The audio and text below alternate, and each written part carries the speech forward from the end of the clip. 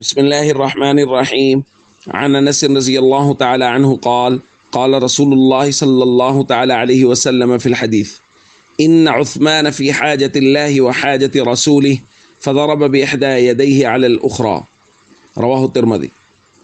نبی کریم صلی اللہ علیہ وسلم نے ارشاد فرمایا، بے شک عثمان اللہ اور اس کے رسول کے کام گئے ہوئے ہیں،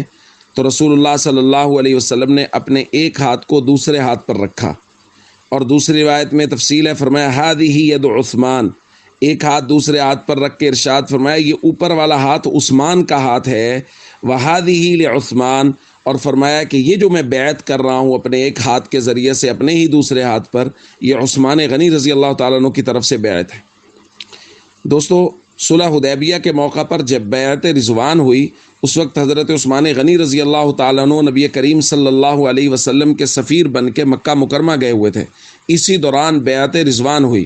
تو نبی کریم صلی اللہ علیہ وسلم نے اپنے ایک ہاتھ کو حضرت عثمان کا ہاتھ قرار دیا اور اپنے ہی ہاتھ پر رکھ کے بیعت کی، اور فرمایا یہ عثمان غنی رضی اللہ تعالیٰ عنہ کی طرف سے بیعت ہے۔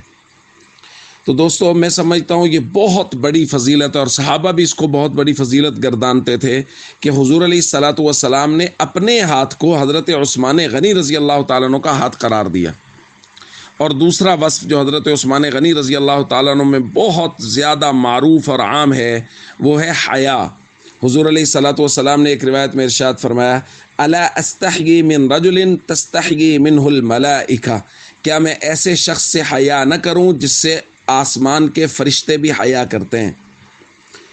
تو وہ پوری تفصیلی روایت ہے کہ حضور علیہ الصلوۃ والسلام بیٹھے تھے اور پنڈلی مبارک سے کچھ کپڑا ہٹا ہوا تھا، تو حضرت ابوبکر نے اجازت مانگی تو اجازت مل گئی، حضرت عمر نے اجازت مانگی تو اجازت مل گئی، پھر حضرت عثمان غنی رضی اللہ تعالیٰ عنہ نے جب اجازت مانگی تو حضور علیہ الصلوۃ والسلام نے فرمایا ابھی رکو، کپڑا درست کیا، پھر اجازت دی، حضرت عثمان غنی تشریف لائے، بات چیت ہوئی، پھر جب وہ واپس چلے گئے تو سیدہ عائشہ رضی اللہ تعالیٰ عنہ نے پوچھا، یا رسول اللہ، پہلے بھی تو صحابہ آئے اور آپ نے ان کو اجازت دے دی، لیکن عثمان غنی رضی اللہ تعالیٰ عنہ کے آنے پر ہی یہ خاص اہتمام کیوں؟ تو اس وقت حضور نے یہ جملہ ارشاد فرمایا کہ کیا میں ایسے شخص سے حیا نہ کروں جس سے اللہ کے فرشتے حیا کرتے ہیں۔ تو دوستو، ہمیں صحابہ سے بہت محبت رکھنی چاہیے، اور بنیادی بات یہ ہے کہ صحابہ کے اوصاف اپنانے کی کوشش کرنی چاہیے۔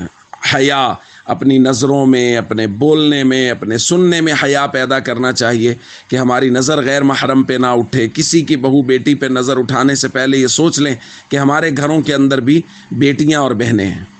السلام علیکم ورحمۃ اللہ وبرکاتہ۔